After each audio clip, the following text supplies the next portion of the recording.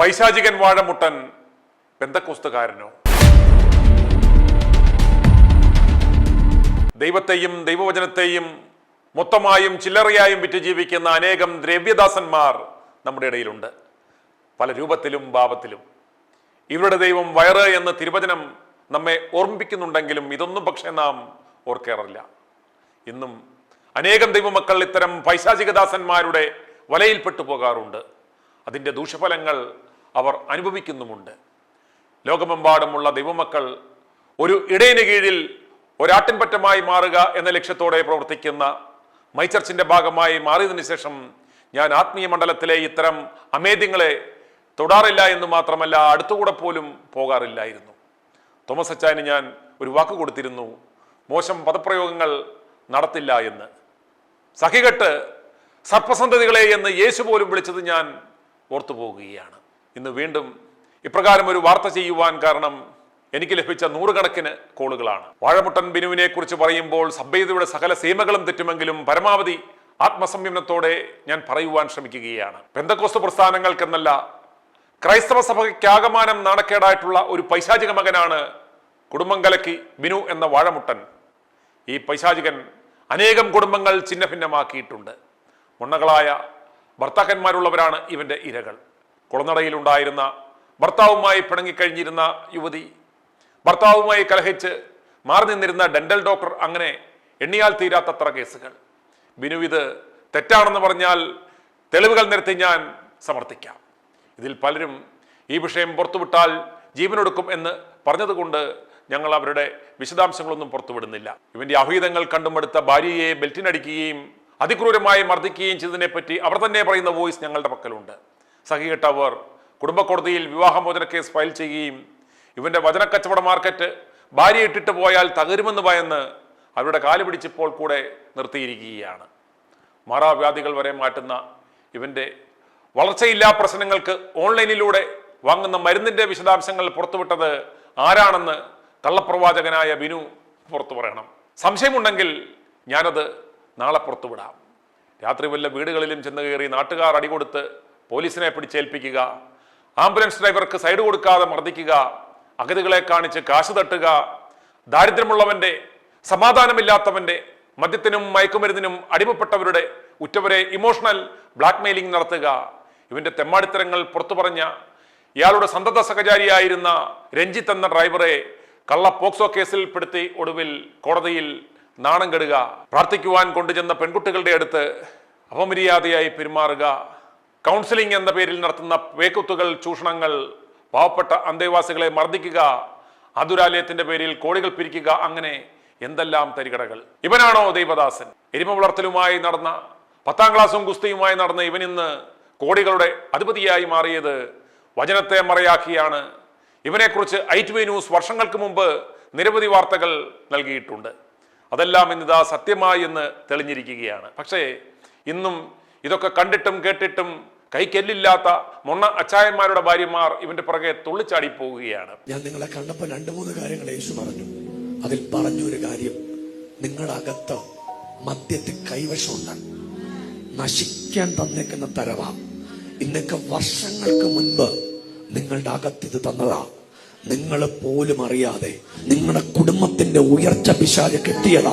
പിന്നെ ഈ കൃഷി ചെയ്യുന്ന സ്ഥലമുണ്ടല്ലോ, അവിടെ ഒരു പോരാട്ടമുണ്ട്. ഈ വീട് വെച്ചത് ആർക്കും ഇഷ്ടപ്പെട്ടില്ല. അവിടെ തൊട്ട് തുടങ്ങിയ പോരാട്ടമാ. പക്ഷെ അവിടെ നമ്മൾ കയറി വരാൻ പോവാ. ഞാനിന്ന് പറയുവാ, ആ വീട്ടിൽ നിന്ന് മുഴുവൻ കെട്ടും പൊട്ടിപ്പോവും. എനിക്കിത് ചെയ്യുന്ന ആരാന്നൊക്കെ അറിയാം, കൊണ്ടുവെക്കുന്ന ആളിനെ എനിക്കറിയാം. സിസ്റ്റർ, ഇത് കെട്ടാ വീട്ടില്.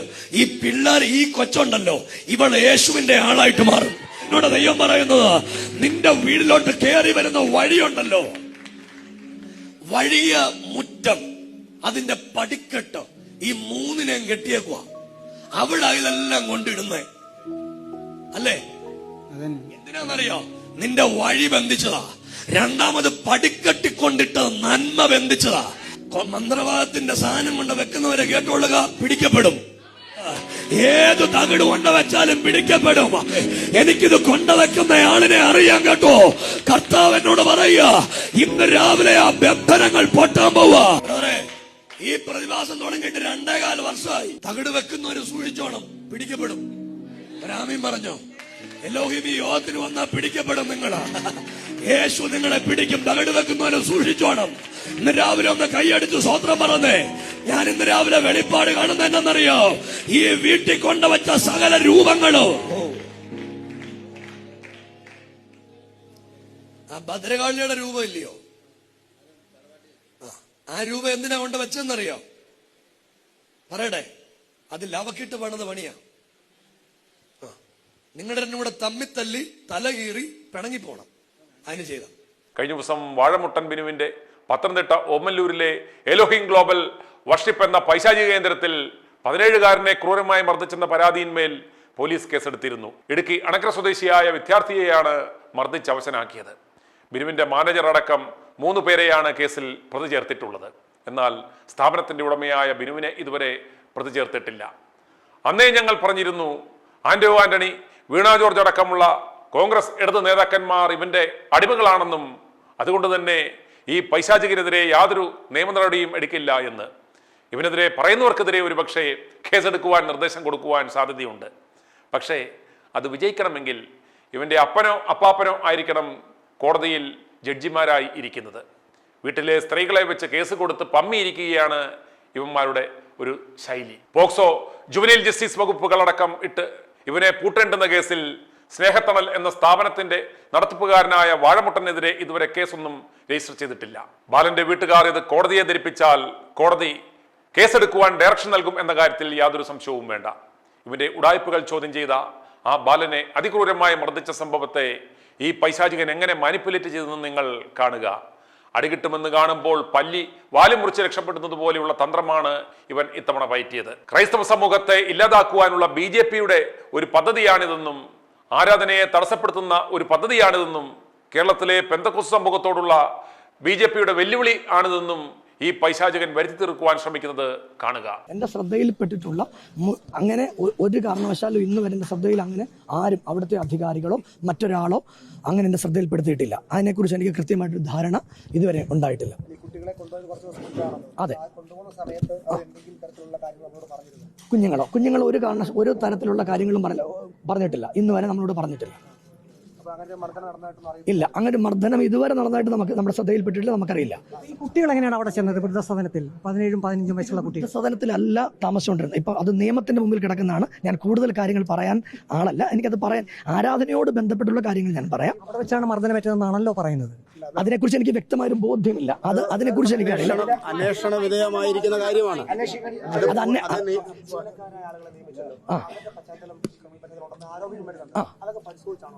തീർച്ചയായിട്ടും അവർക്ക് അങ്ങനെയുള്ള ആളുകൾക്ക് ക്രിമിനൽ പശ്ചാത്തലം ഉണ്ടോ ഇല്ലയോ എന്നുള്ള കാര്യം നമുക്കറിയില്ല.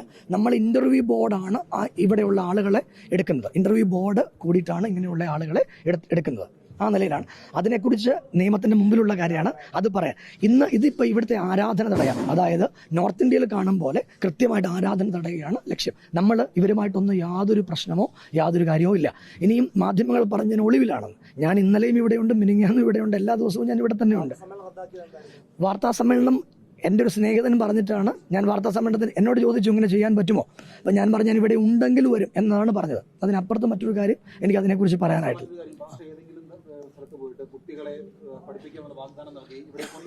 ഇല്ല. അങ്ങനെയല്ല, ഞാൻ കുഞ്ഞുങ്ങളെ ഇപ്പൊ അങ്ങനെ ഒരു പഠിക്കാൻ കഴിവില്ലാത്ത 3000 കുട്ടികൾക്ക് പഠന സഹായം കൊടുക്കുന്ന ഒരു പാസ്റ്ററാണ് ഞാൻ. എല്ലാ വർഷവും ഇത് ചെയ്യുന്നത്. ഇത് ലൈവാണ്, എല്ലാ വർഷവും ചെയ്യുന്നതാണ്. ഞാൻ ഒരു 24 വർഷമായിട്ട് ശുശ്രൂഷകനാണ്. ഇങ്ങനെ കഞ്ചാവും ഇങ്ങനെ ലഹരി ഉപയോഗിക്കുന്ന കുഞ്ഞുങ്ങളെ ഞാൻ എൻ്റെ കൂടെ കൂട്ടും, എൻ്റെ വീട്ടിൽ താമസിപ്പിക്കും. അത് നിരന്തരമായി ചെയ്യാറുള്ള ഒരു കാര്യമാണ്. ഇപ്പോഴും ഞാനത് ചെയ്യുന്നു. എൻ്റെ കൂടെ അങ്ങനെയുള്ള നിരവധി ആളുകളുണ്ട്.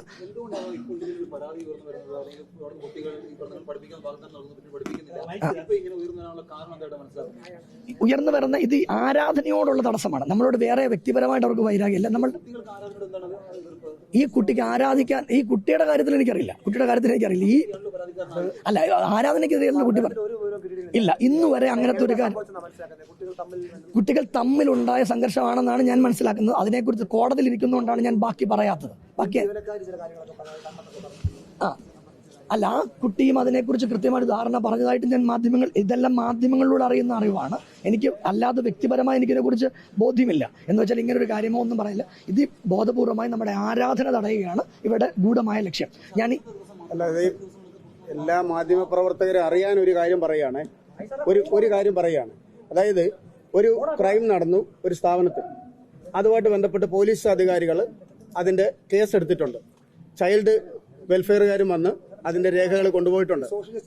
അപ്പോൾ സാറേ ഇത് ഒരു കാര്യം അതായത് അത് സംസാരിക്കല്ലായിരുന്നോ? അപ്പോൾ അതിന്റെ പേരിൽ കേരളത്തിലെ ആരാധനയുടെ സ്വാതന്ത്ര്യം, ബൈബിളുമായിട്ട് വരുന്ന ആൾക്കാരെ വഴി തടഞ്ഞു നിർത്തി അവരെ മർദ്ദിച്ച സംഭവമാണ് ഇന്ന് രാവിലെ ഉണ്ടായത്. അത് കേരളത്തിൽ അനുവദിക്കത്തില്ല. ഞങ്ങള് പെന്തക്കോസ്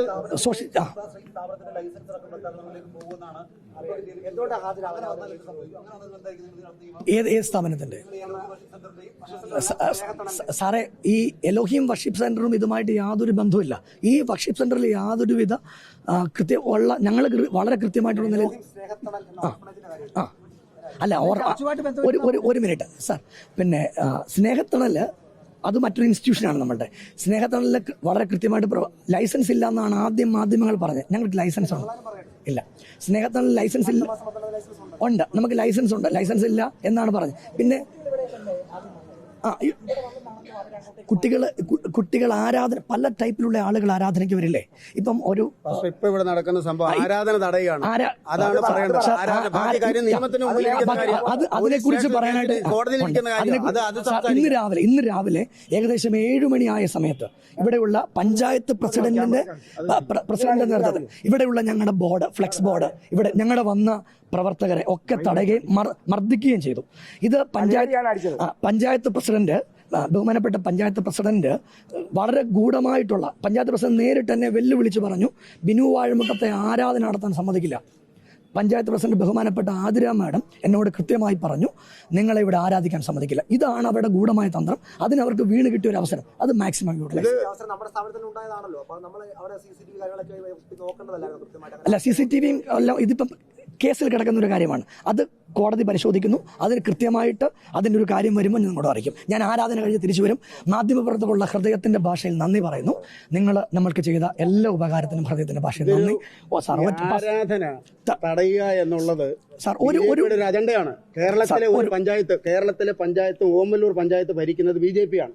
അപ്പൊ അവർ ചിന്തിക്കുന്നത് BJP ഭരിക്കുന്ന പഞ്ചായത്തിൽ പെന്തക്കോസിന്റെ ആരാധന തടയും ഉള്ളൊരു തീരുമാനമാണെങ്കിൽ കേരളത്തിലെ 40 ലക്ഷത്തോളം വരുന്ന പെന്തക്കോസുകാർ ഒന്നിച്ച് അതിന് മറുപടി പറയും. അത് ഞങ്ങളത് ഞങ്ങളുടെ ആരാധന തടസ്സപ്പെടുത്താതെ ഞങ്ങൾക്ക് ആരാധിക്കണം ദൈവത്തെ. ആരാധിക്കുന്നത് ഈ വിഷയമായിട്ട് ബന്ധമില്ല. ഇതുപോലെയുള്ള പാവപ്പെട്ടവർ ആരാധിക്കാൻ ബൈബിളുമായിട്ട് വരുമ്പോൾ സാർ ഒരു കാര്യം കൂടെ, ഞങ്ങൾ ഇങ്ങനെയുള്ള ഏത് കുട്ടികളെ കിട്ടിയാലും ഇപ്പൊ ആ കുട്ടിയുടെ TC ഒക്കെ നമ്മൾ ചോദിച്ചിട്ടുണ്ട്. ഇതെല്ലാം ഞാൻ കൃത്യമായിട്ട് അടുത്ത ദിവസം നിങ്ങളോട് മാധ്യമ സുഹൃത്തുക്കൾ ചെയ്ത എല്ലാത്തിനും ഹൃദയത്തിന്റെ ഭാഷയിൽ നന്ദി. ലോകമെമ്പാടുമുള്ള പെന്തക്കോസ് സഹോദരങ്ങളോടാണ്. ഈ ദുരാത്മാവ് ബാധിച്ച പൈശാചികൻ എങ്ങനെ പെന്തക്കോസ്ത് എന്ന അനുഭവത്തിന്റെ ഭാഗമാകും? ഇവന്റെ ഉടായ്പകൾ പിടിക്കപ്പെട്ട് പോക്സോ കേസിൽ അകത്താകുമെന്ന് കണ്ടപ്പോൾ പെന്തക്കോസ് സഭയെ പരിചയാക്കി രക്ഷപ്പെടുവാനുള്ള ഒരു തന്ത്രമാണിതെന്ന് നിങ്ങൾ മനസ്സിലാക്കുക. ഈ ദുരാത്മാവ് ബാധിച്ചവൻ പെന്തക്കോസ്തുകാരനാണെന്ന് പറയുന്നത് ആ സമൂഹത്തിന് തന്നെ നാണക്കേടാണ്. ഓർത്തഡോക്സ് സഭയിൽ നിന്നും അടിച്ചിറക്കിയ ബുക്കും പേപ്പറും ഇല്ലാതെ ഉടായ്പുമായി നടക്കുന്ന ഈ കുടുംബം കലക്കി എങ്ങനെ പെന്തക്കോസ്തുകാരനാകും? ഇവൻ ഏത് പെന്തക്കോസ് പ്രസ്ഥാനത്തിന്റെ ഭാഗമാണ്? ഇവന് എന്ത് പെന്തക്കോസ് പാരമ്പര്യമാണ് ഉള്ളത്? അമ്മയും മകനും ചേർന്ന് ആരംഭിച്ച ഒരു പൈശാചിക കുടിൽ വ്യവസായം, അത്രയേ ഉള്ളൂ. ഇതിന് കൂടുതൽ ഡെക്കറേഷൻ ഒന്നും ആവശ്യമില്ല. ഇവൻ പറയുന്നത് കേട്ടോ, ഇന്റർവ്യൂ ബോർഡാണ് അത്രേ ആളുകളെ എടുക്കുന്നത്. സുഭദ്രാമയും ഞാനും എന്ന് പറഞ്ഞതുപോലെ ഈ തീവെട്ടി ബിനുവും അവന്റെ കൂട്ടാളികളും മാത്രമേ ഉള്ളൂ ഈ പ്രസ്ഥാനത്തിൽ നിന്ന് നിങ്ങൾ മനസ്സിലാക്കുക. ഇവന്റെ ഈ അമറലിനെ ആരാധന എന്നാണ് ഇവൻ വിളിക്കുന്നത്. എരുമ അമർന്നതുപോലെയുള്ള ഈ അമറലും മുക്കറയിടലും എങ്ങനെ ദൈവിക ആരാധനയാവും?